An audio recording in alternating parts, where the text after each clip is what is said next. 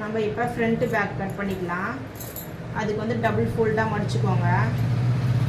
Sleeve cut பண்ணி எடுத்த பிறகு கரெக்டாக சரி சமமாக வந்து ஃபோல்ட் பண்ணி கீறி எடுத்துக்கோங்க.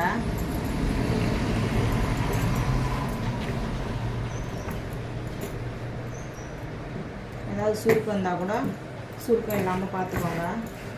இது வந்து அடையாள ப்ளவுஸு.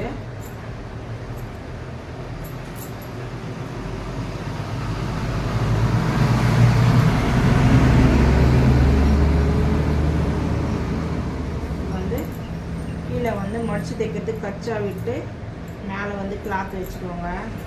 அடையாள ப்ளவுஸ் உடைய கிளாத்தை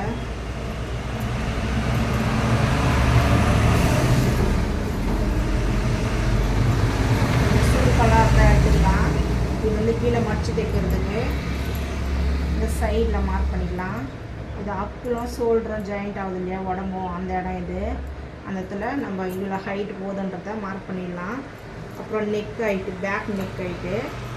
அப்புறம் இது வந்து ஸ்ட்ரைட்டாக வச்சுக்கோங்க. இப்போ வந்து ஷோல்டர்லாம் மார்க் பண்ணலாம். நெக்கெலாம் எந்த அளவுன்றது இவங்களுக்கு வந்து ஷோல்டர் இறங்குதான்.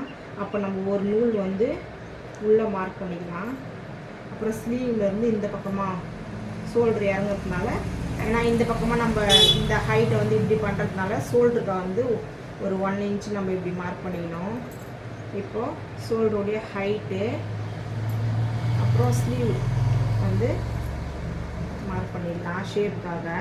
இப்போ அப்படியே இந்த சிங்கிள் மட்டும் ஓப்பன் பண்ணி எடுங்க. இது அப்படியே இருக்குது அந்த ப்ளவுஸு. இந்த மார்க்கெல்லாம் கரெக்டாக செட் பண்ணிவிட்டு இங்கே வந்து நவுந்து போகாத அளவுக்கு இது பண்ணி கரெக்டாக ஃப்ரண்ட்டு நெக்கை வந்து மார்க் பண்ணிட்டோம்னா அடங்கு ப்ளவுஸ் வச்சு நம்ம மார்க் பண்ணது ரெடி ஆகிடுச்சு. இப்போ நீங்கள் வந்து ஸ்கேல் வச்சு மார்க் பண்ணுறதா இருந்தாலும் ஓகே. உங்களுக்கு அப்படியே வரணுன்னாலும் இந்த மார்க் எடுத்து இதில் ஜாயின் பண்ணணும். இந்த மார்க் எடுத்து இதில் ஜாயின் பண்ணணும்.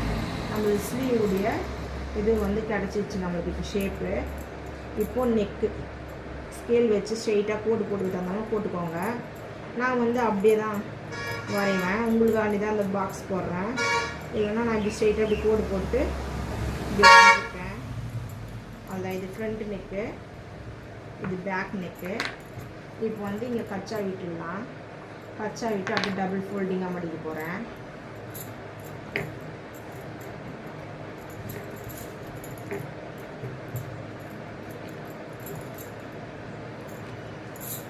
இது வந்து ஃபோல்டிங் பண்ணும்போது நமக்கு வந்து ஈவனாக இருக்கணும். இங்கே சுருக்கம் இல்லாமல், இல்லைன்னா ப்ளவுஸே வேஸ்ட் ஆகிடும்.